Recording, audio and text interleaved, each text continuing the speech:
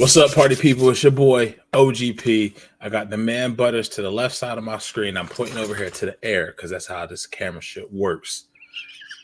This is in this very ring on holiday season, December the 15th, 2023. We're going to talk about CM Punk.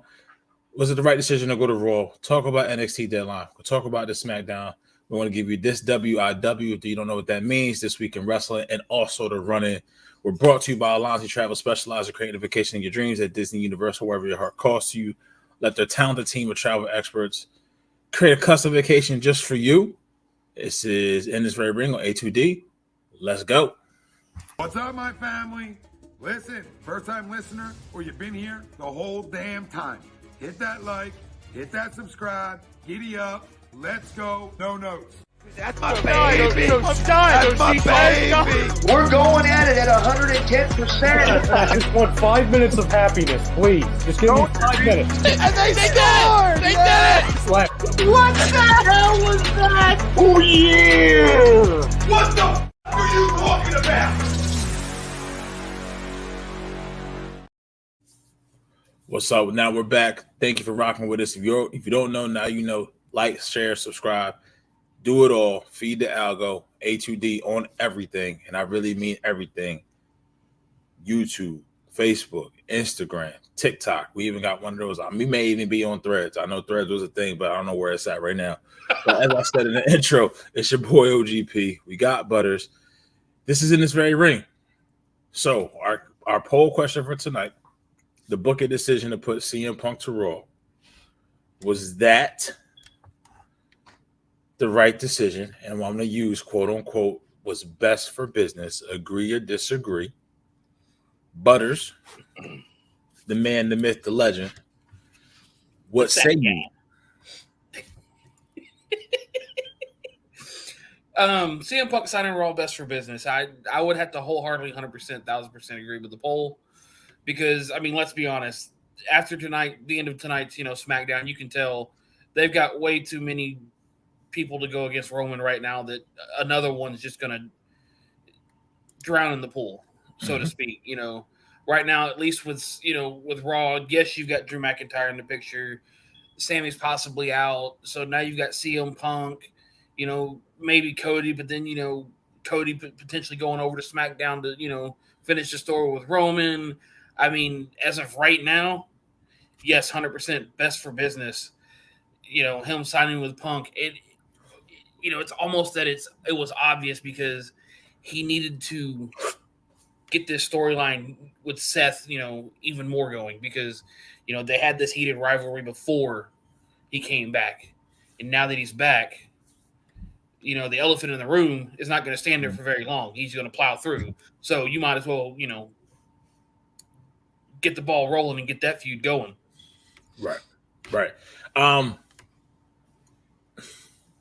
I'm going to agree for similar reasons, but different reasons. One, obviously, Randy just came back 18 months, did the whole send off with him. Obviously, RKO and Nick Aldis after he signed the contract. Yeah. We saw SmackDown tonight. We'll get into that later tonight and this week in wrestling. But just from a creative perspective, 3 hours, what you have on Raw, and we saw just to give us that what we saw Monday. To give us that between that interaction between him and Seth, everybody wants to see that, and now they can slow play their way into that, right? Mm-hmm. They don't have to give us that right away, and they won't. And I think it was smart the way they did it with the Royal Rumble announcement on Monday, and also the leverage from the standpoint of the negotiation talks, the TV talks that WWE now TKO Holdings has. And what leverage that gives them, because now you have Punk. Because remember, they was going back and forth. We want Roman. You know what I mean? Between Fox and then USA at that time, which I think is owned by Universal, which I think is owned by Comcast, right? So now you kind of obviously from now it's CM Punk. That door just got kicked wide open for everybody. Right, they got Punk now. Yeah. So from like a recency bias perspective, when we talk about Roman and the titles, and obviously Punk's not on that level, but from a drawing comparison and bringing eyes and attention to the brand and more money, he is on that level, right? But if we look at this from a business perspective, it's best for business on camera and off camera. Right? Yes. On camera, off camera. On camera, just like I said, once again, you can run it down. There's so many different things. There's so many parts that he could play on Raw, being that it's also 3 hours as well. And we already know 3 hours is a hard time to fill. Obviously, what he was doing at AEW, that program was 2 hours. Hell, they created their own whole, I don't say created, but they had created another show, 2 hour block of time on Saturdays that was kind of his baby, right? Obviously, they did create it for him. Right, exactly. You know, So they created it just for him, and it blew up in their face. Right. And I mean, he doesn't have that type of stroke here, but it seems like right now he's playing nice. You know, he's doing all the right things. But when we get to these negotiations, now it gives Triple H, Nick Khan, it gives them more leverage because hell, they're talking about going to other Turner Network platforms, Discovery, things of that nature. Maybe that they're all in the game to try to get Warner Brothers Discovery's like, oh, they got Punk. Well, let's talk to y'all for a minute, you know, like you said. Exactly. So I mean, it's definitely an agree. I don't see AEW's to the side now, and they're like something bigger. I mean, I don't see how we don't disagree to it, right? You know what I mean? Mm-hmm. That's great. He gets this one's for something. He could try to do that, Pope, and if he thanks, Pope, for rocking with us. Host a Hockey Happy Hour. Catch him on Tuesday nights between 7 and 8 o'clock. Look at this tag team partner, Brian Daly's awesome. He says, Punk, I think he's absolutely a beast. I just see that face with Seth and Punk. That's going to be intense.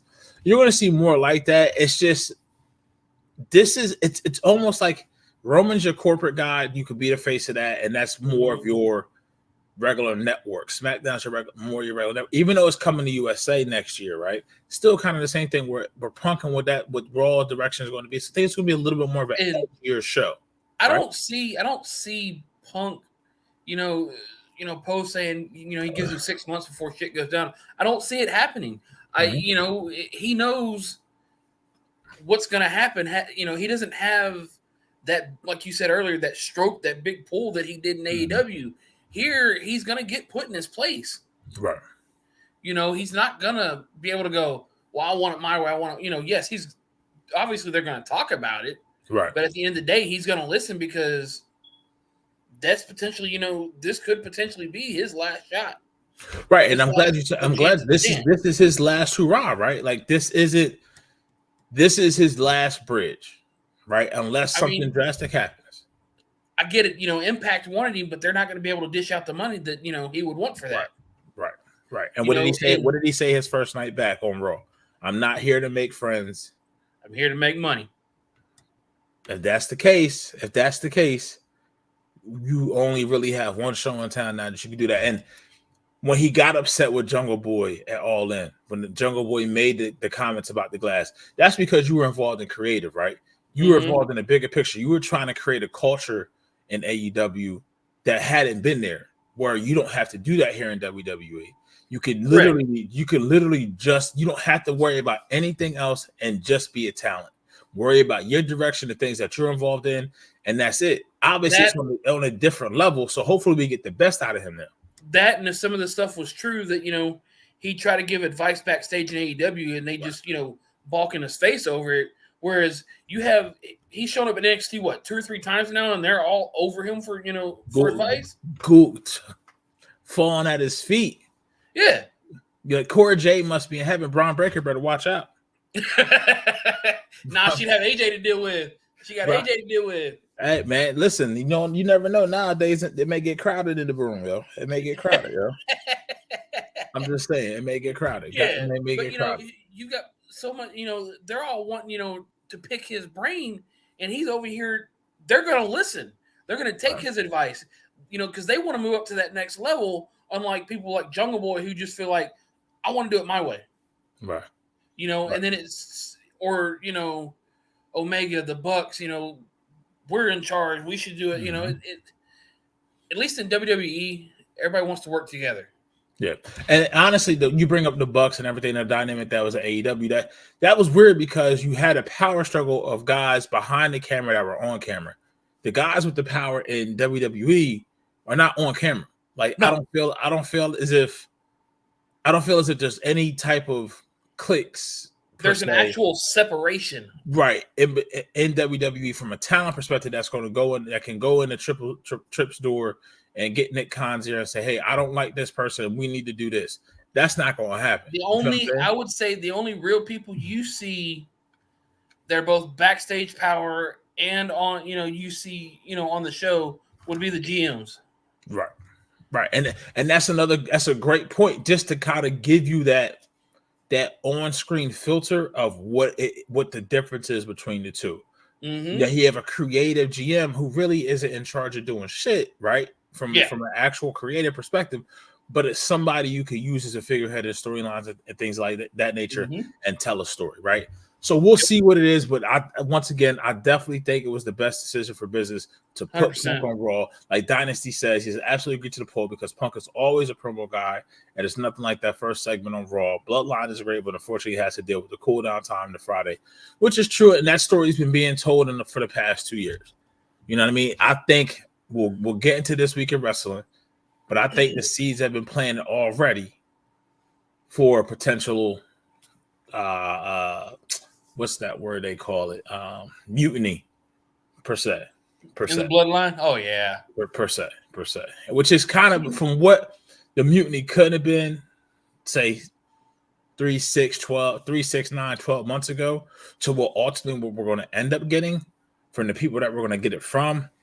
I just hope that they build those people up to make it more believable at that point. So we'll see. Real quick, we'll come back to Raw. We're going to come back to SmackDown. May talk a little Dynamite in this week in wrestling, but I want to get into last Saturday, the last WWE PLE of the year. That was NXT Deadline. Overall on the show, Butters, you let me know, even in the chat. I know we're almost a full week removed from it, but this is the first time we had a platform to kind of talk about it. What did you think overall of the show? Overall, great show. I mean, for the last show of the year, they really tried to, put on something, I'd say top tier wise, and they came close, but again, it was a good show for it being the NXT. Yet again, these NXT talents go all out to try to to show us what they can do. Sorry, and then they do it. But overall, I'd say 8 out of 10. I would say I'm probably 7.5, 8 out of 10, and I feel like if we go back a year, right? We all kind of know Melo had the North American title, Braun had the NXT title. They just had that whole merger and everything, getting rid of NXT UK. Braun was on a roll. He's looking untouchable. He was looking like the tribal chief at that point, like from a creative perspective, this dude couldn't lose. And we all wanted to get to Melo versus Breaker, right? Then I felt like kind of dipped a little bit, and I feel like they're ascending again from a storyline perspective. Some things are just taking freaking forever for it to happen and just be a reveal. But I feel like the talent underneath, I think going back on the road with NXT and doing PLEs from different venues has helped the talent immensely, even from the women that really don't get work and get TV time every Tuesday, but now they're getting on house shows, fields, they're doing those live events, things of that nature. I definitely think, and that's starting, their characters are starting to come out. I mean, Last Legend from she body slammed Otis. Like, I can't. You don't know how many times this past week like I have seen that clip just come through, whether it be my Twitter, Facebook, Instagram, all the social media platforms that I have on my phone. I can't go a day almost sometimes without seeing this clip. Right. And it wasn't like Otis helped. I mean, obviously Otis helped. He jumps, but then she literally took him from past equator middle up down. Now it wasn't like it is, but still, that's something that you haven't. They haven't done that with Rhea. They haven't done that with Bianca. They had none of that stuff. And you got this on a Tuesday night. So I think they're starting to find talents and how to accentuate those talents. So I think it's starting to work. We'll go through the card. If I'm not mistaken, the first match was the women's match. Was that the women's one Survivor, the women's Deadline match or Survivor? Iron Yes, Survivor. I think so. Let me pull that up. Go ahead, stats. I'm gonna call you my stats guy. So real quick, as a way right. to the first match was Axiom versus Nathan Frazier. That was the kickoff, right? I think so. I'm guessing I missed that one. Me too. I'm pretty sure. It was pre-show. That's why I missed it. It was pre-show. No, actually, so you know what? No, we kicked off the night with Dragon Lee versus Dirty Dom North American title. Right. Dom drops the title. Dragon gets which it. I was shocked, and then the aftermath of Dom, backstage questioning where was the entire Judgment Day, where was Mommy, where was my help. Right. But the biggest shock was seeing them give it to Dragon Lee after he's debuted on SmackDown, been on SmackDown. But at the same time, I understand Wesley's out with a back injury. He's got to have surgery. More than likely, I think he's got to have a spinal fusion, which is going to suck for this man. Right. You could tell how bad he was hurt and could barely stand, last Tuesday night before the pay-per-view.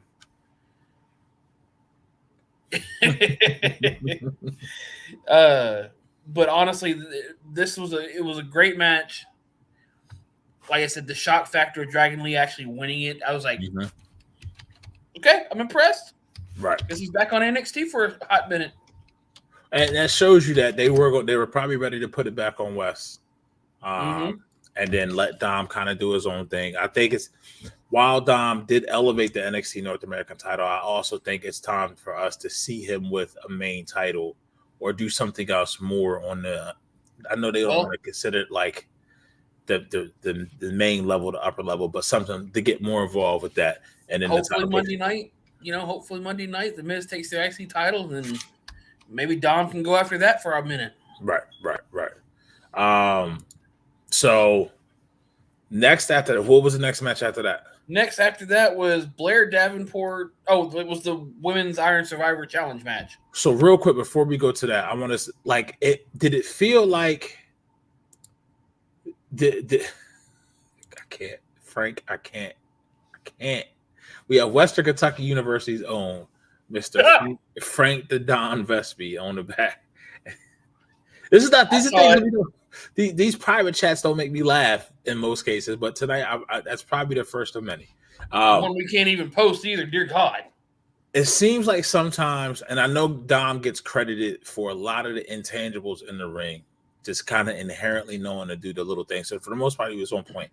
At times, this match felt like it had its fast pace, like it was fast paced. It felt like it was on time, but then other times it felt like it was a little off. Right? We had there was one little crazy spot that was a little awkward, but then even the finish wasn't as clean as I would like it to be. But then when he does that, he loses, and like you stated, he kind of ties that all together because then he talks about where was my help. Right. Yeah. So that kind of could just puts it there. But so Iron Survivor women's match, Davenport, Fallon Henley was in it. Blair Davenport, Tiffany Stratton, Lash Legend, Kalani Jordan, and Fallon Henley. Okay. Fallon Henley had Kalani Jordan had 0 pinfalls. Fallon Henley with 1.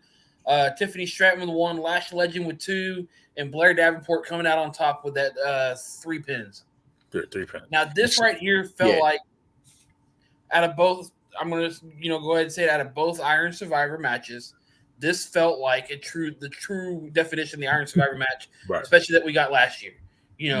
Everything was back and forth, the pinfalls, trying to get in, these women put on a hell of a match. Blair Davenport, coming out on top, getting this shot, just goes to show, I get it. We're moving on to the next woman. Tiffany, where's she been? Why hasn't she got the title picture? But at the same time, you're trying to showcase these women. Yes. So what better way than to give a woman a shot or two and then go to the next one? Right. These women are busting their ass in NXT to showcase this talent, to showcase they got they have what it takes to try to be on top. Yep. Regardless of whether they win the big one or not, these women are showing off, and this match showed that these women are showing off. Right, and it shows like what are the staples, right? What's up, Ritz? Our feels here on this very ring. But one of the things in the staples about NXT, you've always said, and it's been a feeder division. It's been a feeder system, no matter what you want to say, how you want to look at it. But it's been a women's division, right? Yeah. And at times, within the last 2 years, the women's division somewhat has felt stale. I don't feel as if that is the case now, and it's really because these women, like you said, have been given the platform to kind of hone their craft and kind of find their groove, right? And if I'm not mistaken, didn't we get a Nikita run-in at the end of this match too? Yeah, no, yes. If I'm not mistaken, I could be wrong. I think that was on NXT. No. Yes, we did get a Nikita run-in. Okay, we did get a Nikita run-in. Okay, cool. But I like to wanting revenge. I'm not upset about the decision, the booking decision. I always feel I don't know how we couldn't get Kalani. She was kind of like the flexible spot person, right? To kind of put her in there. But I would have tried to figure out a way creatively to get her at least one pin to go goose egg in a 25-minute match. Yeah. That's a little difficult because then you had to qualify to be in this match. So I always want to make it feel like you have some validation or some worth that you belonged in the match. It was believable, right? Mm-hmm. So I would have liked to seen that. Obviously, we didn't get that with her having the goose egg. I thought we was going that way with a certain someone in the men's. All right, so we'll get to that in a minute as well. But at the same time, we'll get into that. But overall, I will say cohesively as a match, I think the women's creatively was better than the men's from a whole 25-minute hold. I'll give it that. What was the next match on the card? Carmelo Hayes defeating Lexis King. I mean, I guess this was just a match to say, oh, Lex, because of course Carmelo trying to put the blame on Lexis, and then Lexis ultimately after the match is like, I didn't do it. Right, like I thank you for the PL, thank you for the PLE rub. Yeah, thank you for letting me be on, the PLE, hey, because I wasn't going to be otherwise. How can I say this? For something with the vignettes, and I mean, we haven't talked about this, I haven't mentioned this at all. For something with the vignettes that started off for me so promising, it's already the era's coming out of that balloon called Lexis King. For me. I think they're doing that on their own. I guess with the way they're booking him in these losses, even in this breakout tournament, right. They're putting him in the breakout tournament. I've already seen the spoilers for next week because they've taped it for the holidays, and I just disappointed. But so I'll take it even a step further from. You gave me vignettes like this dude was, especially when you connected the dots of whose son he is. Mm-hmm. Right? And then what I'm seeing on screen originally started before he even got in the ring, when they started to do, okay, he was the one that attacked Trick. Melo's mad, this, that, the third. Then I get the match, and I'm looking at the visual, him in the ring as a wrestler, his body physique, his wrestling style, his timing, and I'm looking at Melo, and I'm like, yo, this ain't the same. Like this, it almost felt like, what's the one dude? Not Dante Chandler, obviously was better than that. But what was the other dude's name? He hasn't been around in a while. I think he got released. He was an Islander. He was a Samoan cat, Zolo Quinn or something like that. I think so. So it almost felt like that. I agree, Todd. I don't know why you don't lead into that. I don't know. It's just something that it kind of shows you the same thing to try to keep him relevant. So, like you threw him in the break-in tournament. Like I'm almost cool with the fact that he should have lost to Melo. Honestly, I mean, he should have beat Melo. I agree to Todd's point. They should have changed the name, but it's typical WWE, and they got to have their own name to monetize.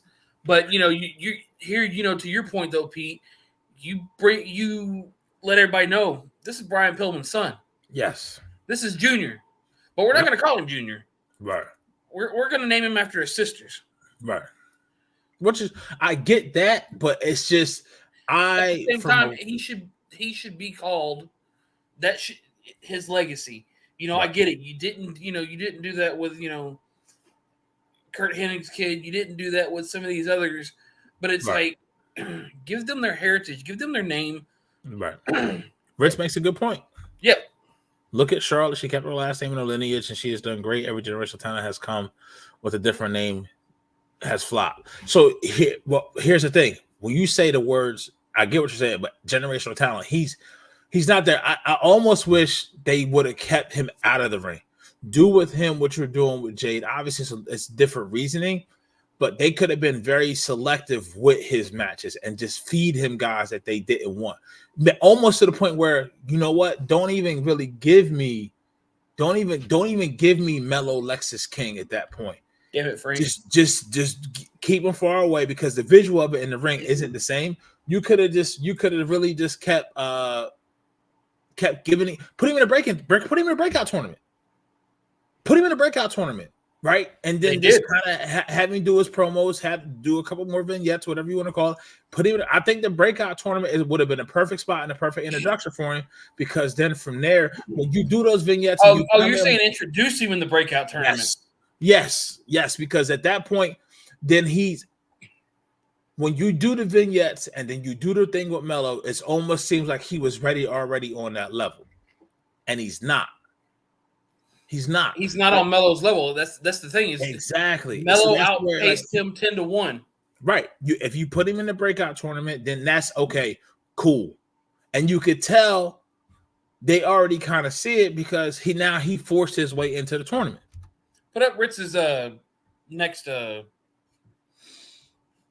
Ritz's most recent comment? Yeah. So he says, 4 weeks into your WWE run, and you're going up against an undeniably top-tier guy on NXT, and his lack of experience was highlighted, whether it was intentional or not. Couldn't have said it better myself. Mm-hmm.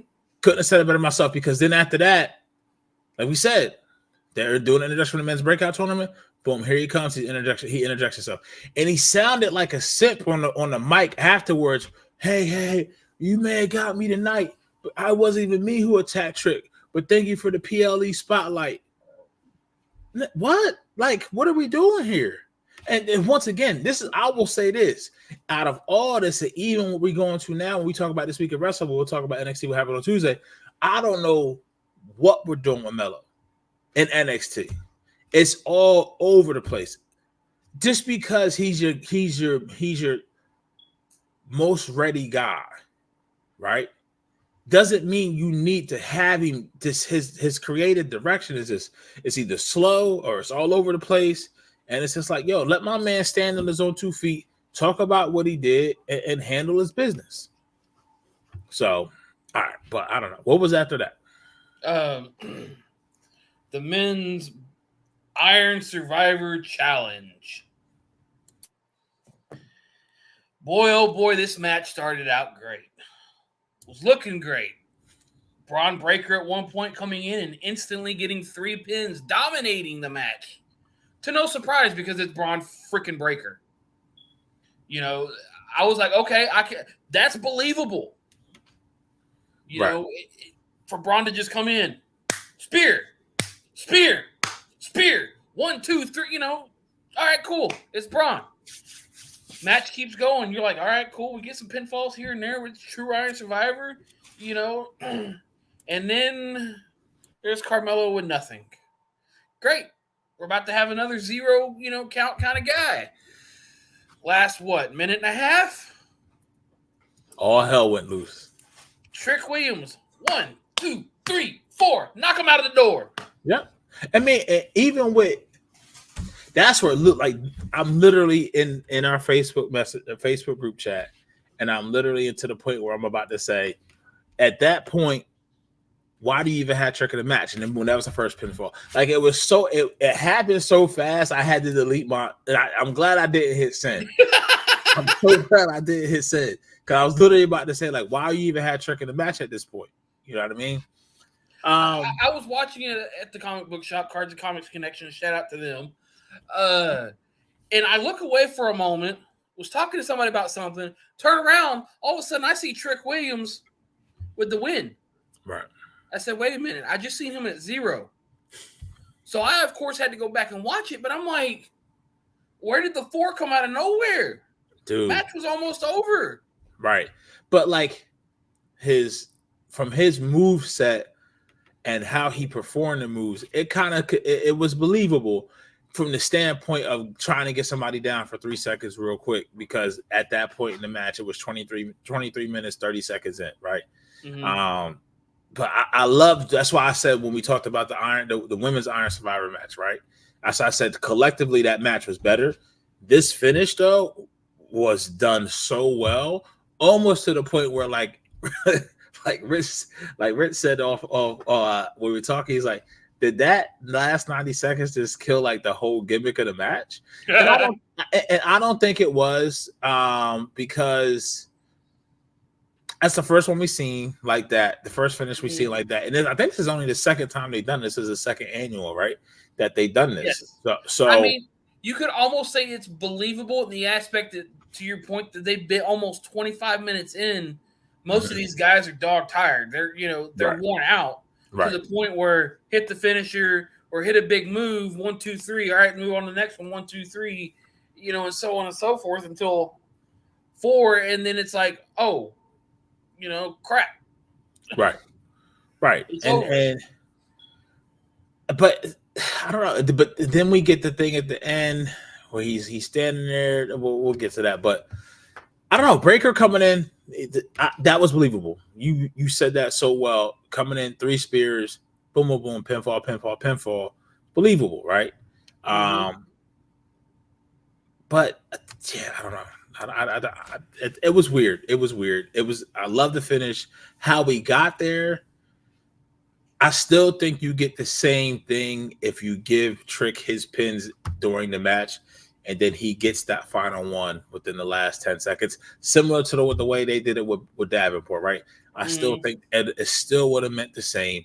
I don't know why they're going above and beyond to make it feel like Trick is this underdog 1, 2, 3 kid type ass person. If you look at him, he's the tallest, great physique in the match. You know what I mean? So I don't know. I don't know. Anything from the match that you didn't like? Any from a talent perspective? Anybody in the match that you think didn't belong? No, I mean, everybody kind of pulled their weight in this match, at least to me. From that perspective, we're good. Talent-wise, this match was good. But on to the next match. Kiana James sneaking out the sneaky win against Roxanne Perez in a steel cage match. I thought this feud was over. Not so much I even thought this feud was over, but I would have I don't know if it was because Dom had to get out of there or what, but this match should have been the first match, in my opinion. This match should have been the first match. I think putting it at this spot after that finish didn't do any service to the talent that performed it, that worked it. And then on top of that, Izzy Dame, I think is her name, the girl that came out. I thought it was Tiffany Stratton. I think her name's Izzy Dame. I thought that was Tiffany Stratton. I was like, why is Tiffany Stratton going back with Roxanne Perez? Like, what are we doing here? Yeah. I don't know. I mean, it was there. It was there. And Roxanne didn't get. I don't know what they're doing with Roxanne. I really don't. I don't know. I'm guessing maybe just trying to slowly get her ready for the main roster, because that's to me about the next move for her. She's running through the roster. She's already been the women's champion. Right. You might as well. I mean, we got the Royal Rumble up ahead, so maybe a surprise entrant there. Who knows? But before we final match was Ilja Dragunov versus Baron Corbin, and I would have loved to see Corbin go over here just for me. The dude, he's such a cool dude, man. I know he's underappreciated in the ring, in my opinion, but outside of the ring, he likes whiskey, he cooks meat, he's a jiu-jitsu black belt winning gold medals. Like this girl dad, like myself, he's just a badass dude, man. He's a likable dude. And I mean, cool. Dragunov won. You know, they had that spot in the match where Dragunov, like he kind of fucked up. This didn't look pretty, and then I think that's kind of talked to him a little bit. But when you go back, you look at the Mad Dragon, right? You go back and look at his bio. They're still talking about the time in 2021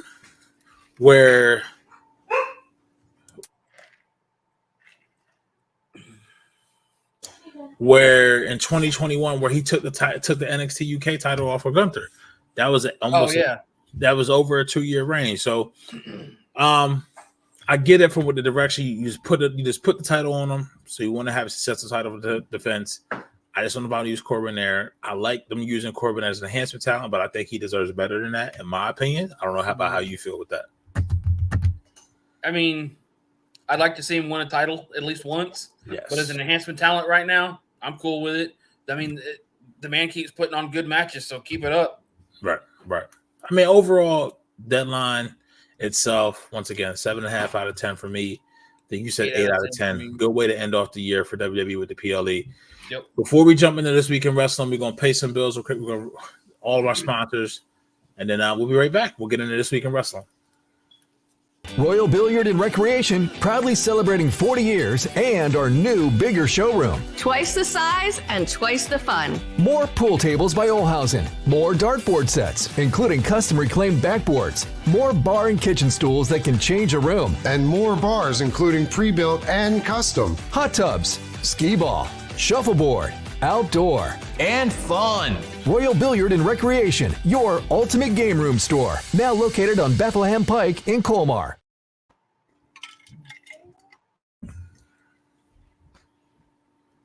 All right. Frank, are we running another one? In our family, food is our daily bond. My nonna, affectionately called Mama by many, found solace and joy in the kitchen, sharing her love through delicious creations. She turned her culinary passion into a flourishing business alongside her husband and sons in 1983. Celebrating 40 years is a testament to our exceptional team, friends, family, and beloved customers. With gratitude, we look forward to the future, expanding our brand to share the highest quality Italian food and wine nationwide. Our heartfelt thanks to everyone who has played a part in our story. Grazie mille.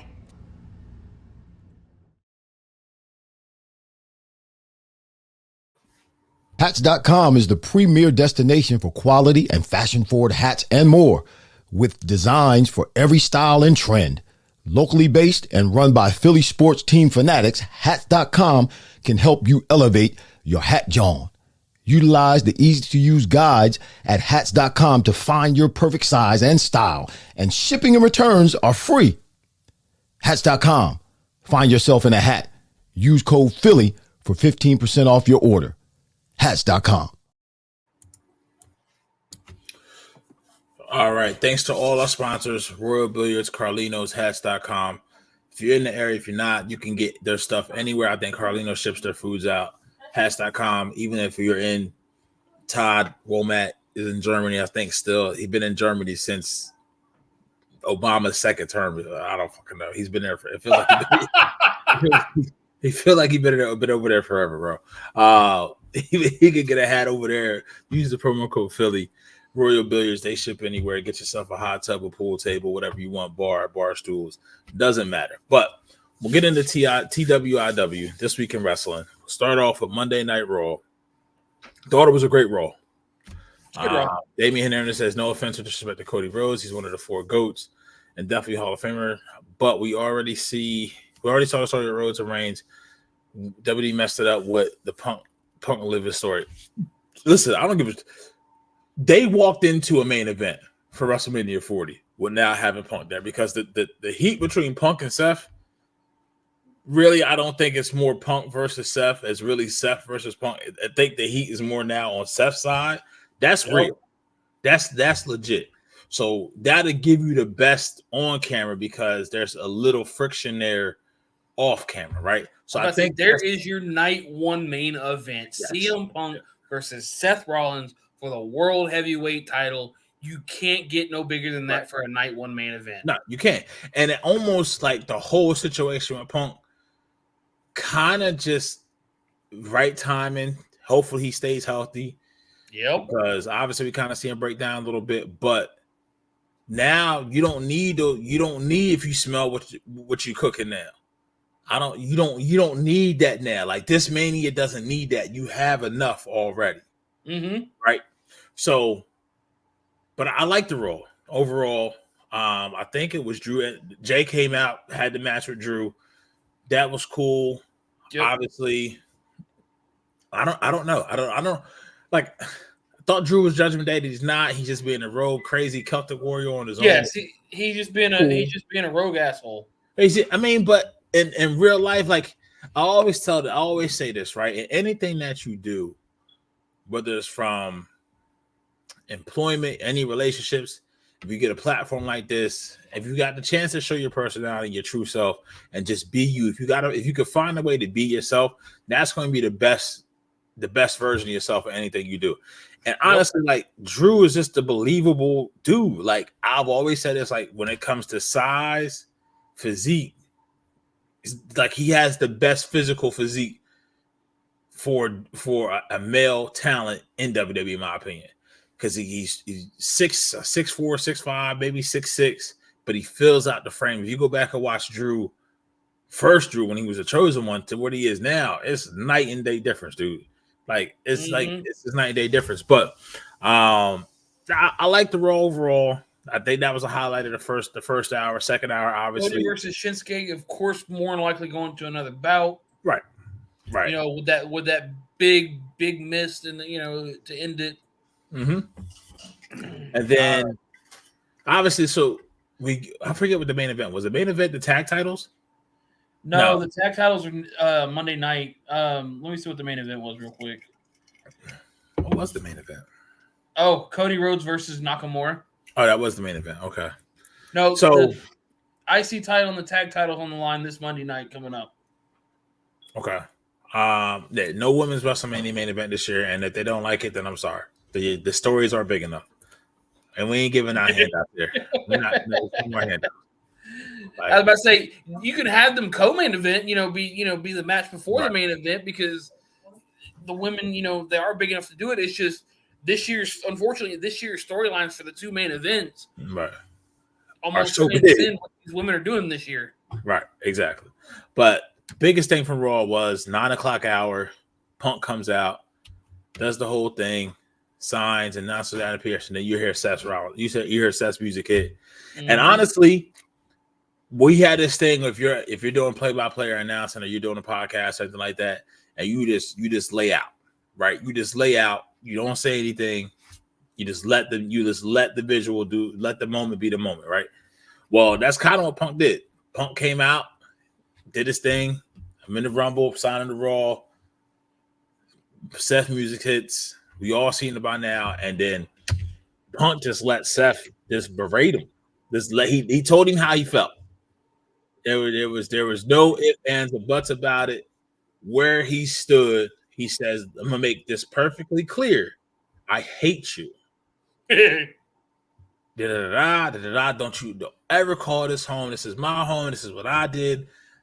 So we've all seen Seth as a very, very prideful guy, but he stated, like, listen, dude, this happens. You're here, whatever.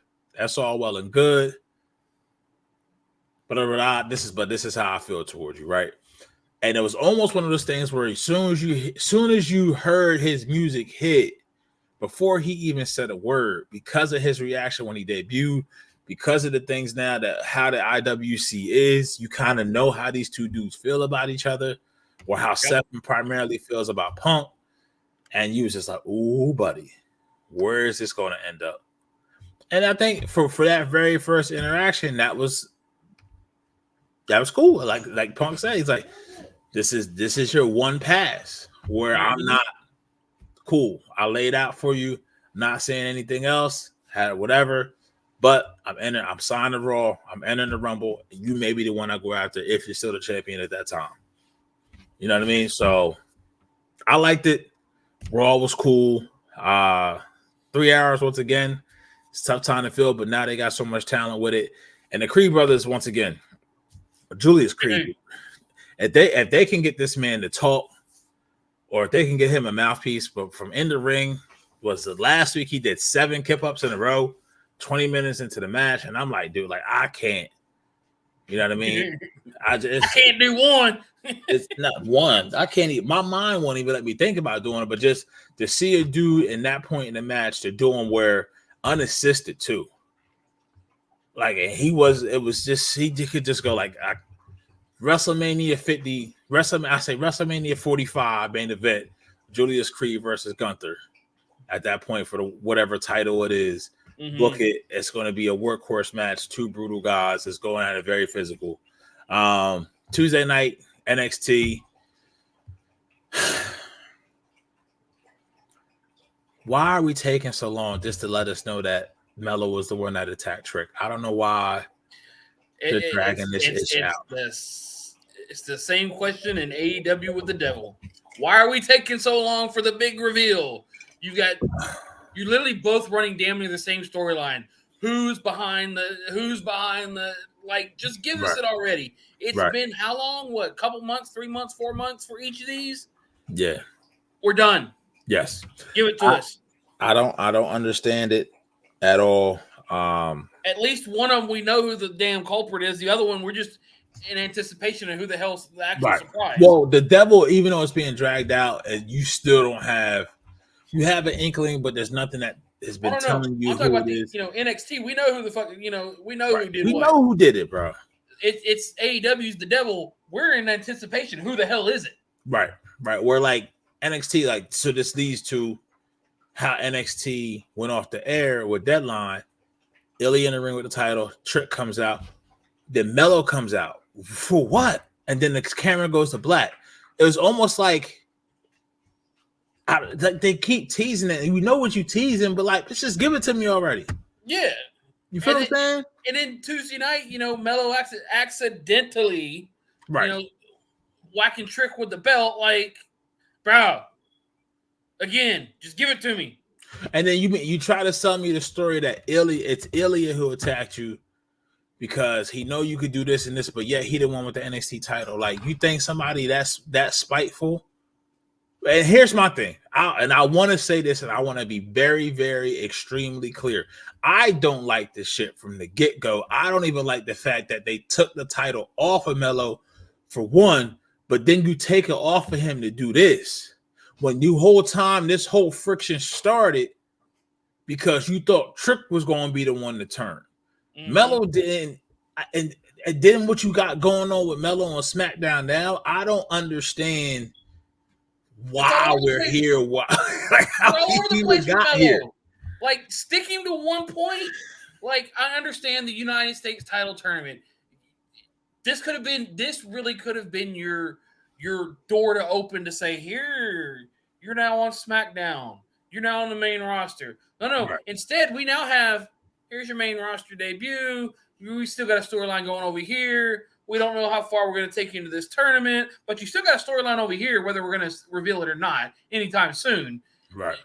And honestly, to this point, I don't even think, because the fan base would be split, I don't think there's something that Melo can do so heinous to get the fans, the universe to not like him and then solely back Trick, where I think that'd be split. So hopefully they're throwing us a whole curveball, and they do reveal it to be somebody else who could be returning. I don't know. It could be somebody new. I don't know who it could be, but if they still lead you down the path where it's not Melo, because once again, Melo has his own going on. We saw that tonight on SmackDown. To Damian's damn point, his latest comment, put that up. I feel the same damn way. Yeah. Melo and Trick feels like Enzo and Big Cass. But Melo already has proven Hell, he's your best talent in NXT. Yep. Like he literally came up tonight to SmackDown in the opening match after Roman's return. They did his whole spiel, and he beat Grayson Waller clean. This is his first put back on NXT to like this is your first exposure on the main roster, and that tells you already what Triple H and all them already think about this kid already, and yet you got him doing. You got him in a storyline that's you got him shooting and driving to NXT, whether he stabbed his best friend in the back. Yeah, you got him on NXT fixing to turn heel. Then you put him on SmackDown looking like a baby face, and I'm going. You know what? Something just crossed my mind. The one way they can get out of this, in my opinion, is if Trick staged the whole shit on his own. If they find a way, I'm not gonna lie. If they pull this whole Trick stage on his own bullshit, I'm gonna be pissed. Well, the reason I say that is because they could do all this and create all this, because that's how it's. Because what it does is that's how it started. It started with the animosity, a Trick losing his NXT title. Melo still had his NXT North America title. Let me be clear. Yeah, Melo still having the NXT title. And that whole Dragunov thing and all that, right? That's how it started. When we very first saw this friction, we thought it was Trick is about to turn on Melo, right? Mm-hmm. So then we get this whole loop-de-loo, shoots and ladders, all that shit to get us back to a point where now everybody thinks it's Melo that turned on Trick. But then we get to the January thing and somehow, some way, they put Trick over Dragunov, and Melo says, it wasn't me. And then Trick says, I know it wasn't you. I staged the whole thing. Boom. It leaves him. That way, Melo can go do whatever he wants to do. You get all the heat on Trick, which he has the personality. He was his own hype man. Before he even started being liked, before they were singing "Whoop That Trick," all that, Trick was his own dude. He was blending Muhammad Ali, this, that, and the third. You know what I mean? So I don't think he needs that, but it's almost like you can't sit here and say you can't say Trick staged it when right now everybody and their mother is behind Trick. Like Trick is the babyface in this. Then he would have to smash Melo though. I know. But he would have to sell his jealousy of Melo. You see what I'm saying? Man. Because at that point you can't. I hate when they do this. I hate is such a strong word. I don't want to use that word. When they book themselves into a corner? Not so much book themselves into a corner when they act like the WWE universe isn't linear, right? Like it isn't all collected. When you try to tell me this dude here at NXT was this and he was a heel, but now you're trying to sell him to me as a face on SmackDown. Oh yeah, like that stuff still happened. Like I can still multiple WWE universes. Right, like no, this isn't no Flashpoint paradox in the WWE. You got the NXT universe over here, and then you've got the Raw and SmackDown universe over here. Right, exactly. You know, Raw and SmackDown's one universe, NXT's over here with its own universe, and they tend to, we take little trips from time to time with Becky going to NXT. Oh, she found a magical door to go to NXT for a little while. Like, come on, piss off. I mean, other things that we'll hit on. I like the fact that Nikita's back. I don't like the fact of how she throws her punches, because if you follow her on Instagram, she really does this in real life. And her punches, you could tell she holding back. I don't like that part of it. But once again, I just think her being back, if she could stay healthy, another nod to the women's division, build that up where it could carry it to a little point. And that's the trick, is her staying healthy. Yeah. Every time she seems to get on a roll, she gets hurt. Yep. And but I mean, outside of that, NXT was NXT. Dynamite, I know the results. I didn't watch, so if there's anything you want I didn't watch it myself. I was so tired that day I passed out. I don't know. It's from what I've heard, it wasn't the best. It hasn't, piqued my interest as of late. AEW. The only thing I've been interested in is who the fuck the devil is, and and for me, it's who the devil is, When are you get these ROH tag titles off of MJF? Where the hell's Adam Cole at? And then why in the world? Well, it was the first week where they're actually probably going to start trying to turn Swerve into a face, which is that tweener, but you can't deny the fact that he's so over. Everybody's doing the nah dance. Everybody's doing the Swerve. And then the way you have Moxley beating and all that. But it was this tournament for this title. And I'm just like, I literally, before we came on, I watched the opening match of Rampage, and they had Devon Erickson. They had Cassie out there with the international title. So I'm like, so you already got an international title, which is a mid-card title. You got a TNT title, which is a mid-card title. And now you're creating a third mid-card title. I saw that segment between the Von Erichs and Orange Cassidy, and I seen on Twitter. I said, dear God, because somebody goes, why would they put the Von Erichs in a segment with a guy who makes curses to a family that's cursed? I didn't even catch that, but yeah, that's. I don't know, man. But this tournament, I swear to God, I think Swerve needs to win this tournament, because to me, this tournament, this title, it's made for him. Right. It is, and then for where he's headed and the trajectory where he could be, I mean, if they do that, they come get out on top with 3 titles, a New Japan, right. ROH, and this new whatever the Continental. Whatever Which is title. Like, you got an international title. Why is it like? What's the difference between international and continental? Internationals all over, continentals, I guess, just on the one continent. But why do you? That's 3 undercard titles from your 3 single titles, men's single titles. What they need to do is just shut down ROH. I hate to say it, and just which they had Final Battle tonight, by the way. Is it tonight or tomorrow? I thought it was tomorrow. I could have sworn because I got it. They did 0 hour for Final Battle. Oh, okay. So it is tonight. Okay. But Final Battle ROH. Oh yeah, it is tonight. Go figure. But just have Dynamite and Collision and Rampage. Spread everybody there. You have 3 shows. Spread the love. Give everybody their own. Separate the shows. Right. And this way you have. Of course, yes, you may have to cut people. I know Tony doesn't want to do it, but unfortunately, Tony, you hired way too many people. Trim the fat. Separate the shows. Put the right people, the right shows, the right titles, the right shows.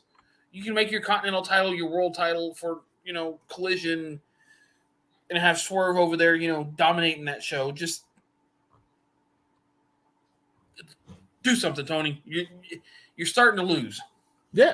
Well, and then there was a report that came out that said fiscally, when they close their books, it looks like they've lost $34 million in operating costs. So, I mean, regardless of how much money you got, networks, things like that, they don't want to invest in a losing product, where to the point where I think they said they're going to move Dynamite to either Discovery or another. They're going to move it to another Warner Brothers channel. So, but yeah, cut it to 2 shows. I mean, cut it to Collision and Dynamite, and it just leave everything else out. Maybe you start to do better with 2 shows. Right. Stretching yourself thin. There's your $34 million. You cut out ROH.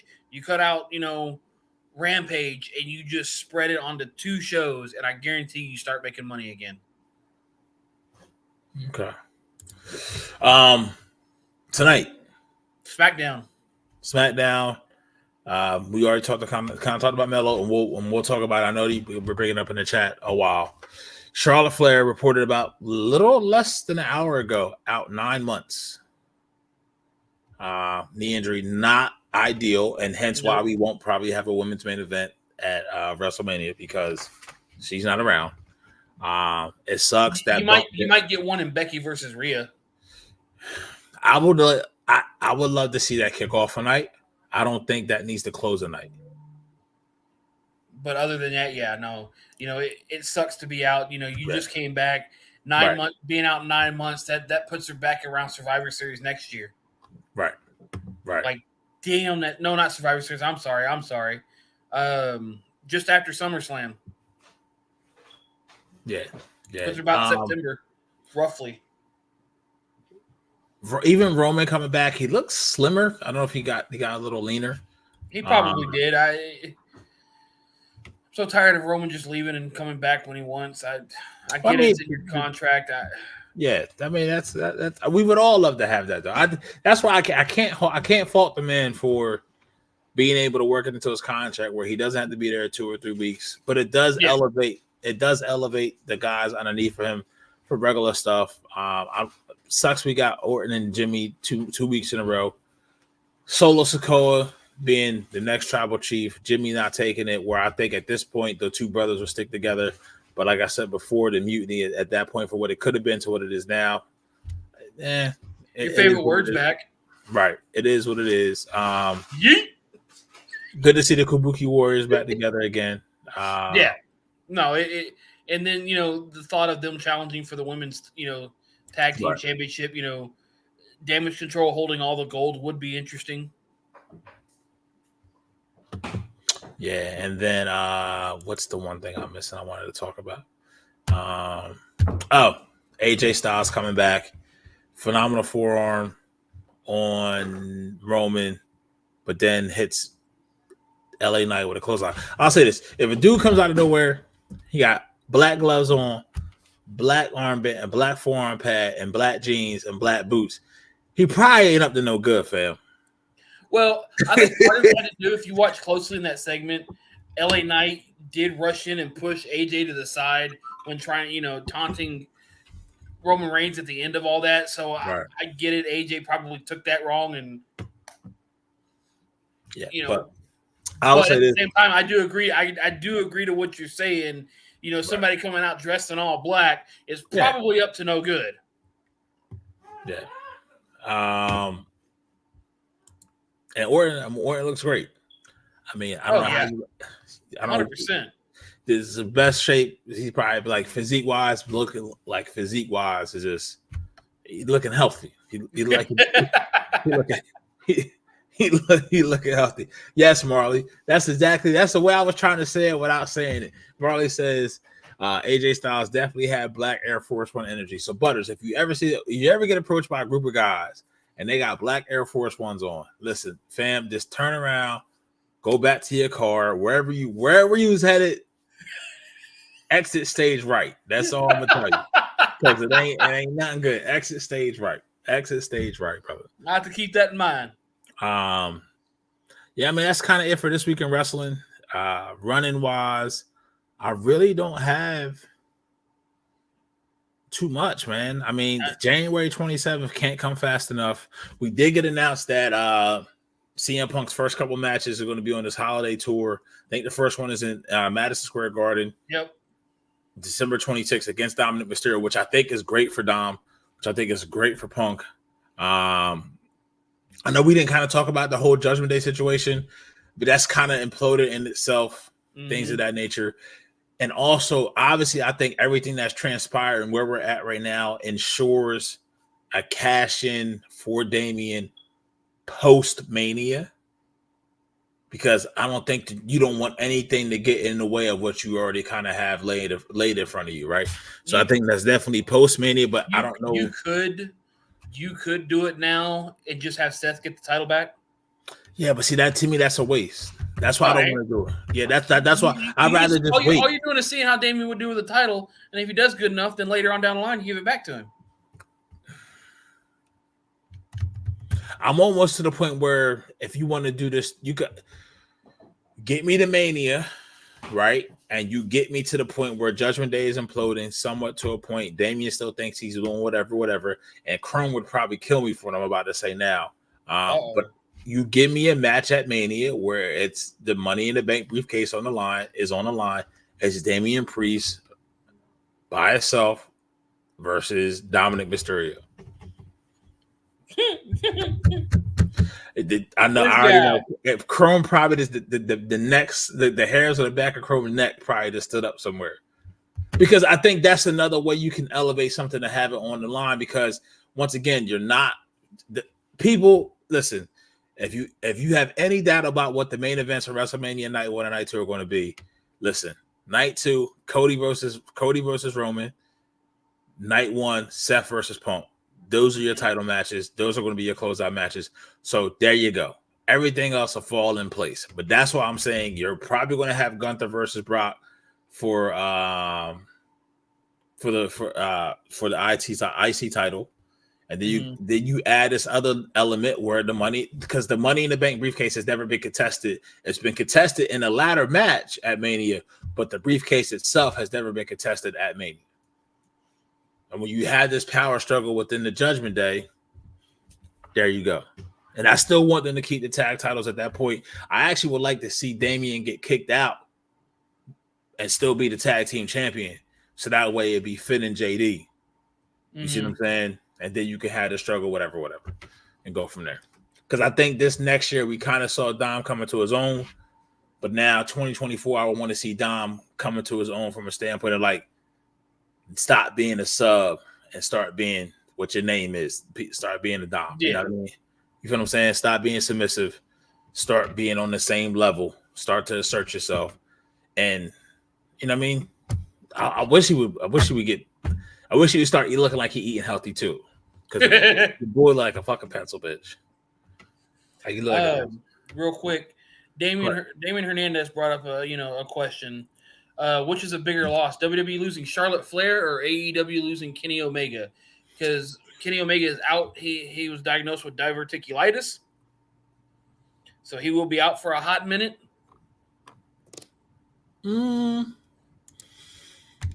Or does it kind of equal out as both lost somebody big? I mean, I think that Charlotte is bigger because she definitely was going to be in the title picture. I don't think Omega was going to be in the title picture. I'm glad that it happened because I don't know about this whole fucking Golden Jets shit. This is stupid. No. So from that standpoint, I know he was involved with the tag titles, but then we could kind of. I heard that was like a very cringe-esque promo from this past. It was. I watched it for some dumb reason the next day. Mm-hmm. It was cringeworthy, and I agree to some of these articles. I haven't read the articles, but I see the headlines that Enzo got better publicity over the damn tag title match. Right, exactly. Because they name drop Enzo, and it's like, why? I'm interested, but again, to your point, what you just said, I'm interested, but why? Right. Are we going to debut Enzo? Because otherwise, I'm lost again. Right. Yeah. So, but that's all I got. Yeah, I mean that's pretty much it. I don't know what's on the slate. Looking forward to this Raw. You already kind of led into it.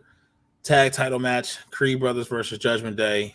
There is, I think you said, IC title match. It's Miz versus Gunther again. If Miz loses, he can never get another title shot at the IC title while Gunther is the champion. We already know how it's going to go. Punk, I think Punk will be there now. In what capacity we'll see from an on-screen perspective. And then who's Drew going to take out next? Well, Drew gets his world title shot the first Raw of the new year. It's 2 weeks. Which I think is January 1st. It is. New Year's Day. Yeah. New Year's Day, Monday Night Raw. Drew McIntyre versus Seth Rollins for the World Heavyweight title. Yeah. But thank you, fam, for rocking with us. Once again, we're brought to you by Lounge Travel, specializing in creative vacation. Your dreams at Disney, Universal, wherever your heart calls to you. Let the talented team of travel experts create a custom vacation for you that is also called by the Cracker Man, as I like to call him. That would be Andy Ritz, who is the travel agent spearheading that, along with Chucks from Birds of a Feather. Shout out to Royal Billiards, Carlino's, Hats.com. If you know a business out there that's looking for a platform to get their name out there, put them in touch with us. I'm OGP at A2D on Twitter. I think Butters, I don't know if you're on there, but we also got Frank Vespi. We got so many different people. What, on Twitter? Yeah. Do you want to put your Twitter handle out there? Because we got some weird people out there. Oh, yeah. I am at Big James Butters. Wow. I like it. BJB. But, hey, man, I think no shows tomorrow. Obviously, Sunday, we got Money Pop Pod. We got flagship shows every day. And it's happy holidays, everybody. Go look at some Christmas lights for your boy OGP, for your boy Butters over there, for Western Kentucky University's own Frank Vespi in the back. This has been In This Very Ring on A2D Radio. We are out of here. Peace. Feliz Navidad.